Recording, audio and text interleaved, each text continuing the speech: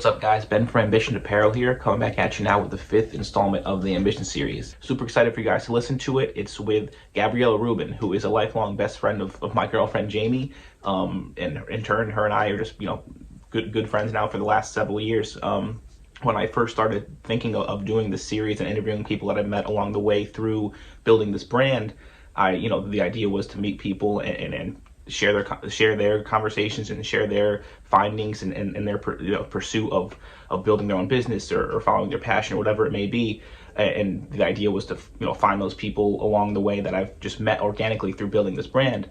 But it dawned on me one day that I have some of those people that are doing those same exact things just in my personal life.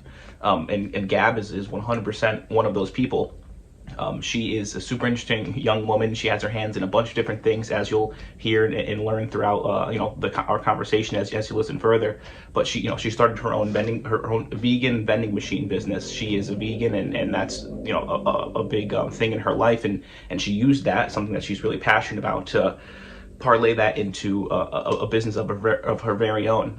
It's a string of vending machines that she originally owned, and they only sell organic and vegan products in those vending machines. And I thought to myself, that's an ingenious idea. There's so many people that think like that nowadays and really can care and what they put into their bodies, and it's really a conscious effort to eat better and know exactly what you're putting in your body every day. And a lot more people are vegan these days and are only looking for organic products. So, and not only is she finding servicing a need for those people, but it's something that she's passionate about and she really cares about, and she lives in her life every day. So that's super inspiring to see someone that found something they're really passionate about and turn that into a profitable business that is lucrative and can build a foundation for the rest of their life to continue to build off of and escape that 9-to-5 grind, which she did. You'll hear here in the podcast that she she was an accountant. She was just super burnt out, working countless hours, more than 9-to-5. And, accountants work super long hours, and I have a few other accounting friends that don't love it. So she was able to escape and build a foundation and pursuing something that she's extremely passionate about. So really excited for you guys to listen to this podcast. She also has her hands in a bunch of other things. She's not just a one-trick pony with this one business. She finds things that she's passionate about, and one thing I really admire about Gab is when she has an idea in her head, she executes it. It doesn't matter what hurdles or obstacles might be in the way. She finds a way to pivot around those and get around those hurdles and just crush whatever she has in mind. So really excited for you guys to listen to this. And so without further ado, Gabrielle Rubin.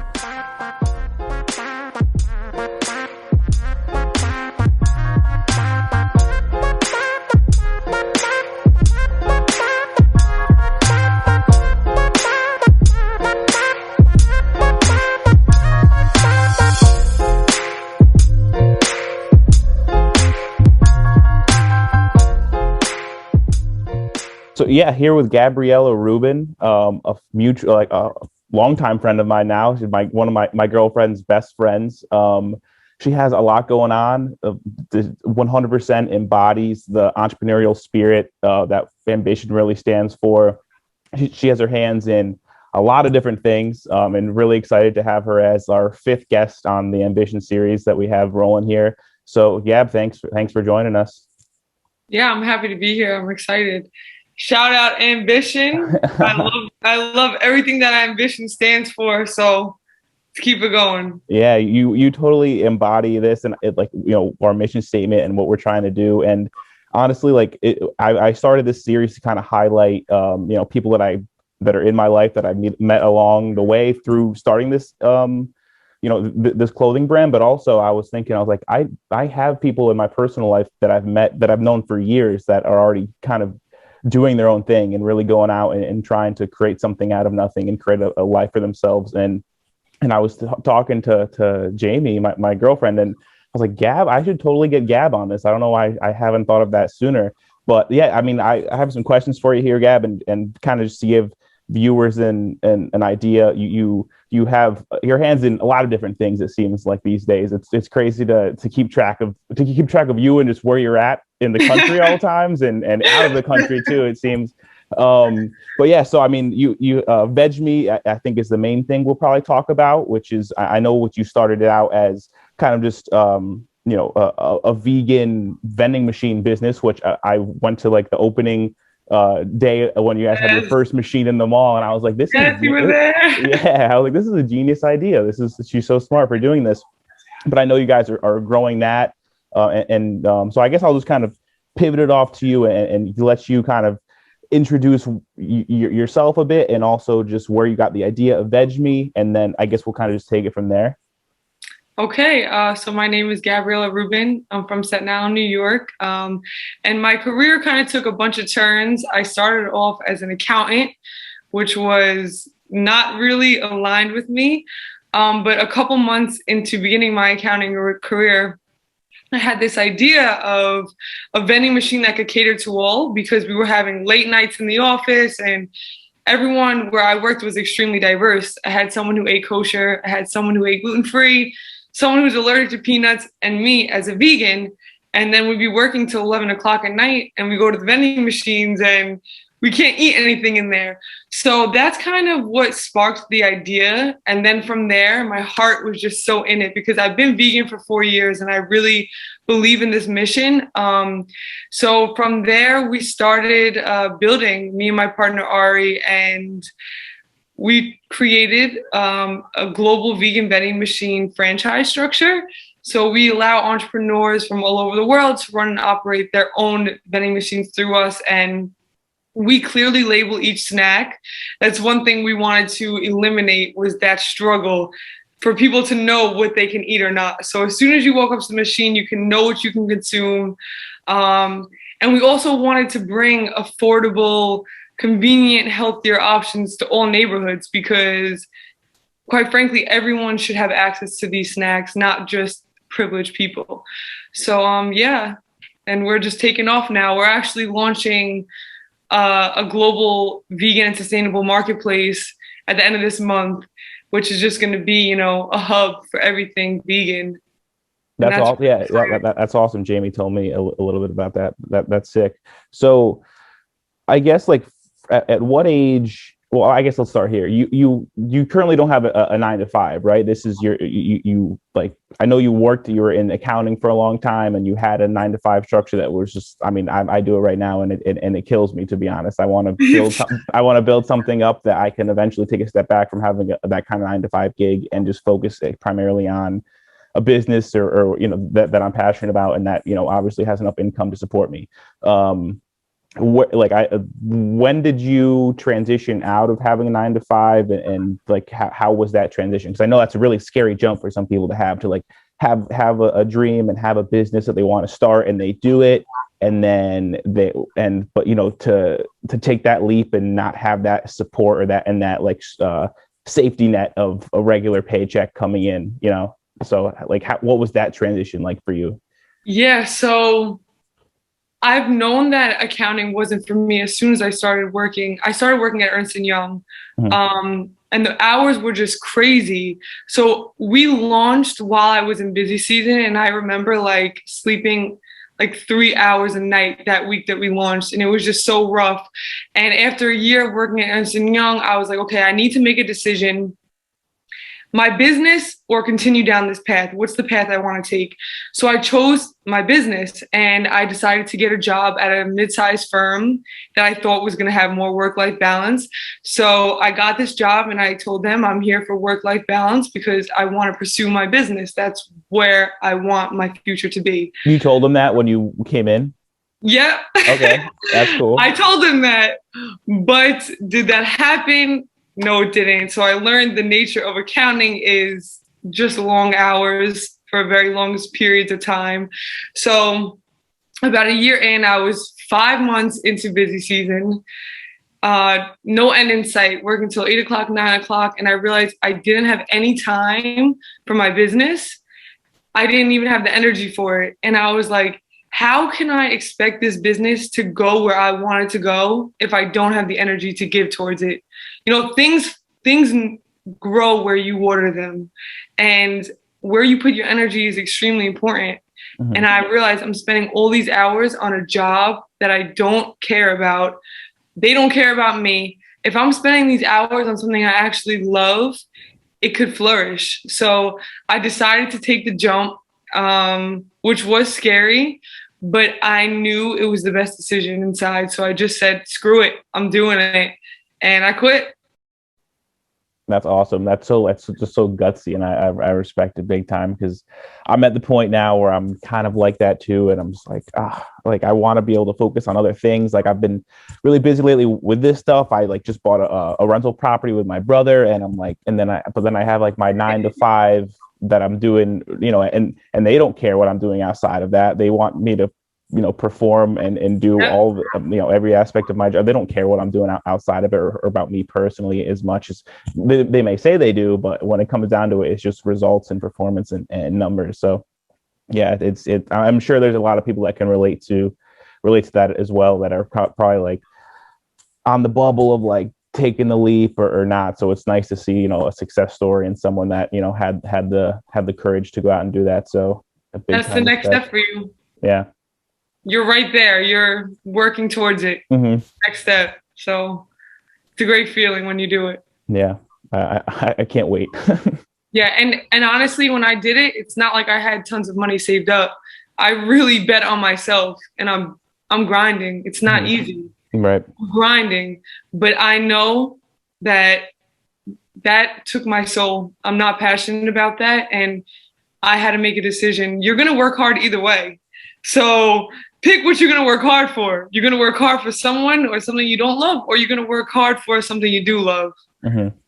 Where do you think like you got this like mentality and this entrepreneurial spirit from? It seems like it's always been on your mind. Like you went into a job, accepting a job, telling them, hey, listen, this is what I have. Like this is what I have in mind of how this is going to go. Like that's that's ballsy right there. But like, where did you have, like, have you always kind of had that as like a young kid? Did you ever have like small little bit, like selling, I don't know, like lemonade on the corner or something, you know what I mean? Like, were you always like that?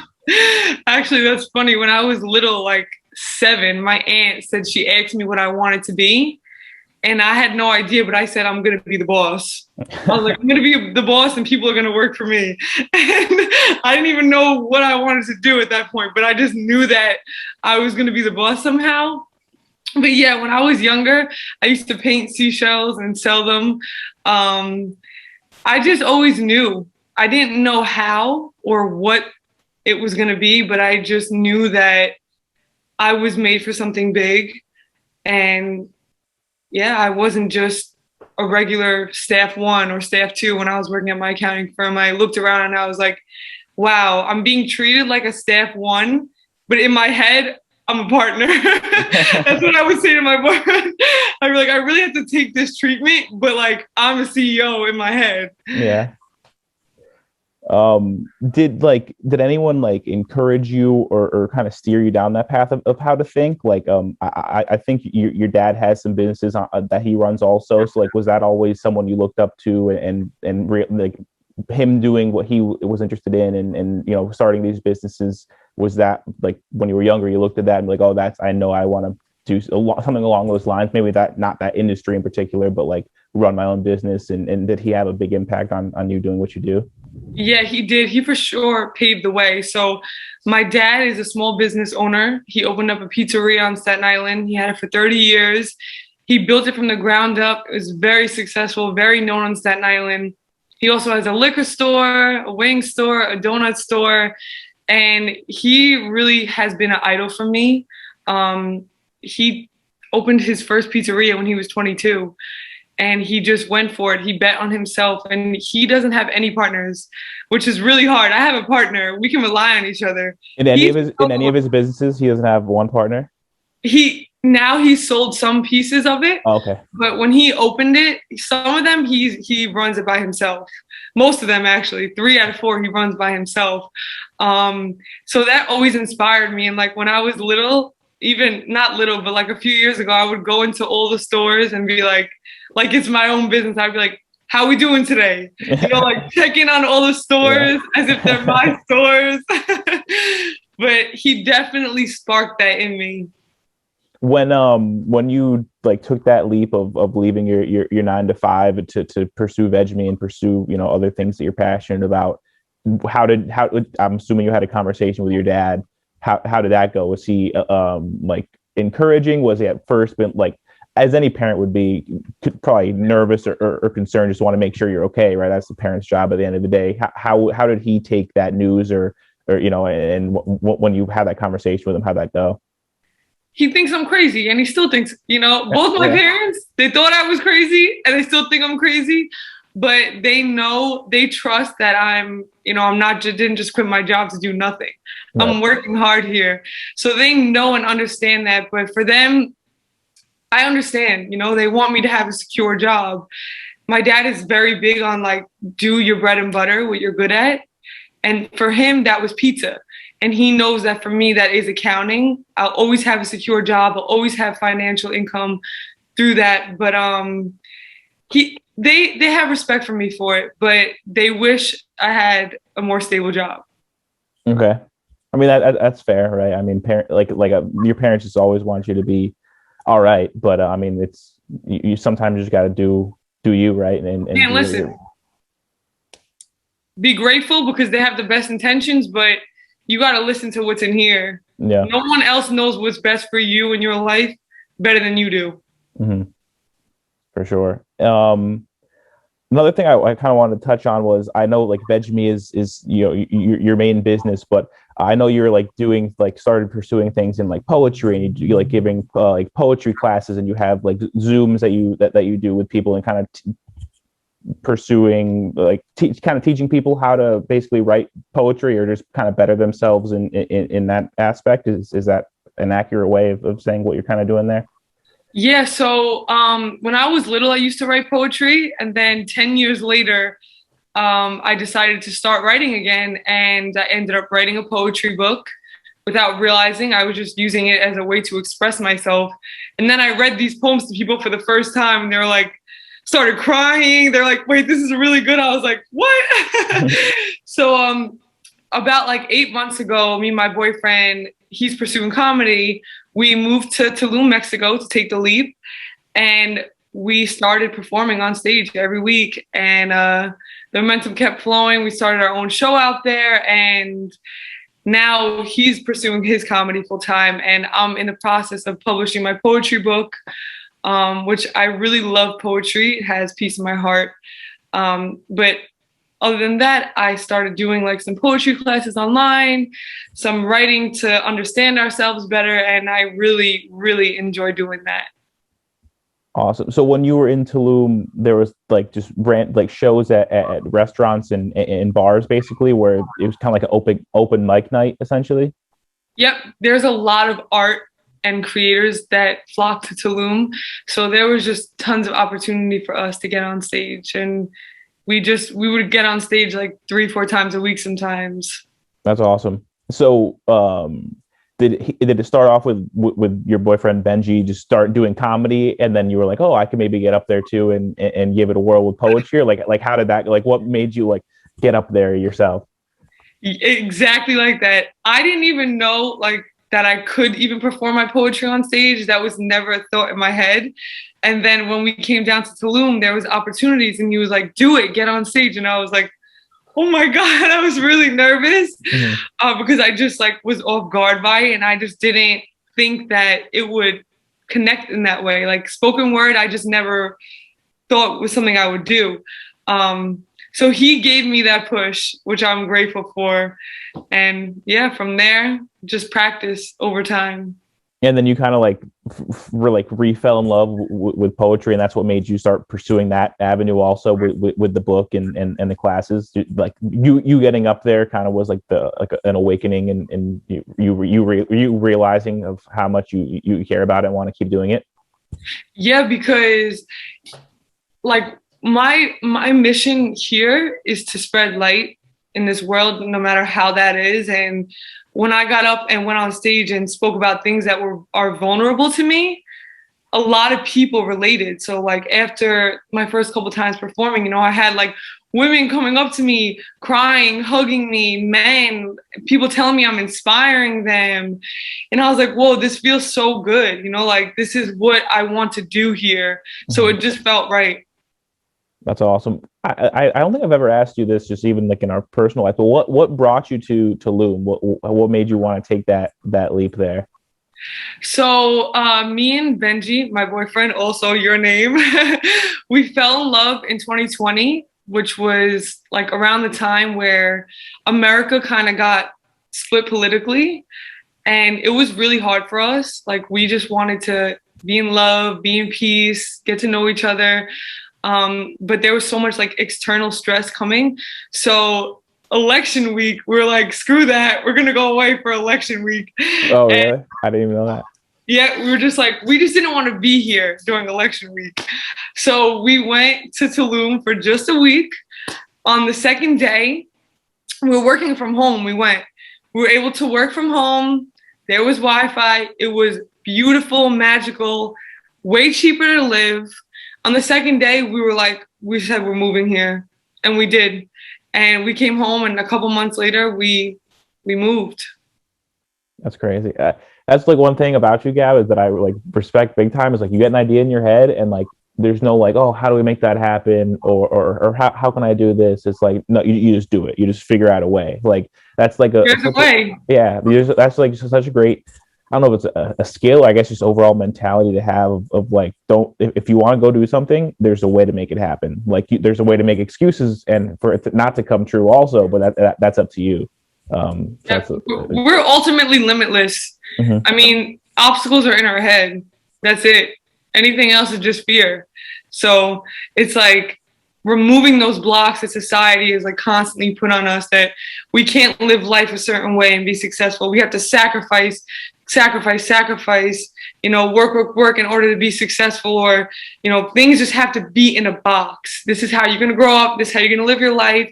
But there's so much out there. There's so much, and it's just like changing that mindset to realizing how limitless we really are. Mm-hmm. For sure. Like, I knew when I thought to have you on this, I was like, makes so much sense for her to have, because everything she thinks and the way she speaks and everything she does just like is 100% what like ambition stands for. Real life. And so now you're in Virginia, correct? You and your boyfriend? Yep, we're in the DMV area. Cool. But your partner on the Vegmi stuff is still in New York? Mm-hmm. She's still in New York. Is she in the Bronx or Staten Island, what borough is she in? She's in the Westchester. Okay, gotcha. How has that been with you not being in New York or as close to her, or I guess when you were in Tulum also, to just like working on the business and stuff? Has that been a difficult or not pretty seamless? At first it was hard when I first was like, yeah, so Ari, I'm just going to get up and move to Mexico for 6 months. That wasn't easy, but it took a lot of planning. We had to come up with solutions, because we have 4 machines. So I had to start going to solution mode because I knew that I was meant to go there. And I just could hope that she would understand. But Ari is my perfect business partner because she gets me and she lets me roam. It works because I can go explore and meet new vegans in different cities and different countries, and that helps us expand because we want to be global. And she's at the home base, so it actually works out quite good. Cool. But at first, it was like, Ari, listen, we got to make this work, okay? But she was on board, and it ultimately led to us having more growth. Mm-hmm. That kind of leads me into like another question I wanted to ask of with Vegmi and with you guys growing, like where do you see you like yourselves down the road? Like what's the end goal, or maybe not the end goal, but we'll get there. But like what's like in 5 years from now, where do you see Vegmi being, or like what path do you want it to go down? Like I know you guys are already growing. You said you have several vending machines, but like what's in the next several years hold for you guys? So what really we're trying to aim towards is being like one of the biggest vegan brands. So we want to be the new normal vending machines. We want to reduce the use of Amazon and have people shop on our platform. We want to eventually open up stores, cafes. Like that is the end goal, or, in 5 or 7 years, like we want to be developing these things because we want to reduce the amount of animals that get killed as much as possible. That's really our mission. And we really want to help people create income. So we have a very big goals for this business. Awesome. And so I guess with just with like right now with where you guys are, like what are some hurdles or is there anything that like or is it kind of preventing you from getting to that next step, or is there like or obstacles that you have had to work around, or just like overall struggles that have kind of prohibited you from getting there? Just because I know everyone in the world, when they want to start a business, when they want to do anything, whether it's anything they do, if it's a business, if it's not, whatever, they're going to have hurdles and have stuff to overcome. But like what have been some like big ones for you so far with this venture that you guys are doing? I would say one is time and energy and learning how to balance, because when you're so passionate about something, I know you're going to understand me on this, it kind of consumes you. Mm-hmm. Like my brain is always thinking about solutions and this and that. There's always something to do. The to-do list never ends. Yep. So finding ways to incorporate balance in both of our lives. So we're making sure that we're getting enough rest, we're eating healthy, we can turn off the computer when we need to turn off the computer. That's definitely one hurdle, because if we don't, then we'll burn out. And this is a long journey. This isn't just, a year, 2 years. Like this is years. So we have to be able to sustain ourselves. Another hurdle is financial. It's not easy to support a business and grow the way we want to grow. So if we had $1 million right now, that would make things a lot easier. $1 million advertisement, boom, all these sales. Yep. So, and we'd be able to hire more staff. So right now we're a team of 7, but there's a lot of work that needs to get done. It may sound like a lot, but we need more hands on deck. So with the financial burden, that will also be resolved once we have some more money that we can use. Those two I would say are the main hurdles. When I didn't realize there was 7 people. That's awesome. When you started, was it just you and your partner, or was there a few other people, or was it always 7? It was just me and my partner. Mm-hmm. But yeah, we've grown over the years. Has it just like been like one, like steadily, like one person at a time you've added to the team, or how's that worked? And I guess what are the roles that these people are taking on when they come on board? It's been pretty steady. It hasn't been just like everybody at once. It's been a little bit over time. So we have a social media manager who also works on our marketing and our websites. We have an inventory manager who takes care of all the snacks in the machine, helping all the partners get their snacks and everything that goes into that. We have an accountant. I hate accounting so much, I didn't even want to do it for my own business. So I was like, Ari, I can't. I'm done. I'm done with accounting. We need an accountant. So we have an accountant. And then we have a relations director or a head of sales and someone in the sales position. So under the head of sales. Gotcha. Wow. Quite the operation there, Gab. I guess kind of just one last question I have to close it out is, I started off with this saying like you have your hands in a bunch of different things, right? You're a very busy girl and you're always all over the place. How do you like find balance between, I guess, not just your personal life and your business, but Vegmi and the poetry book that that you're writing and working on, and plus the classes? Like, how do you prioritize things? And I guess if you could prioritize things, what would that list look like? So what I'm learning is organization is the most important thing if you want to be efficient and save your time. I have a planner of the calendar. Everything is in there. I can see what I have in advance. So I'm not surprised the day of, and I could kind of plan my week based on that. And then when it comes to prioritizing other things, I have a to-do list every day and my upcoming to-do list, things that I need to do. And I just do a little bit every day. You can't do everything every day. So I kind of number things sometimes of what's priority. So say I have 4 things to do for Vegmi, and then like 4 things to do for my own life. I'll kind of number what's the priority, and I do my best. Sometimes I don't finish, but sometimes I do finish, you know, but you can't, if you think about everything you have to do, you're going to get overwhelmed. So it's best to put everything out, make sure everything you have to do is not in your head, it's not in this notebook, not in this notebook, it's in one place. And from there, you can tackle things little by little. Gotcha. Yeah, I mean, like I said, you have a lot going on, so I wasn't, you know, I'm sure times it can be like overwhelming. I'm not, maybe not for you, because it sounds like you have a pretty good structure. No entrepreneur escapes it. Yeah, sure. No entrepreneur escapes it. It's always something that needs to be worked on.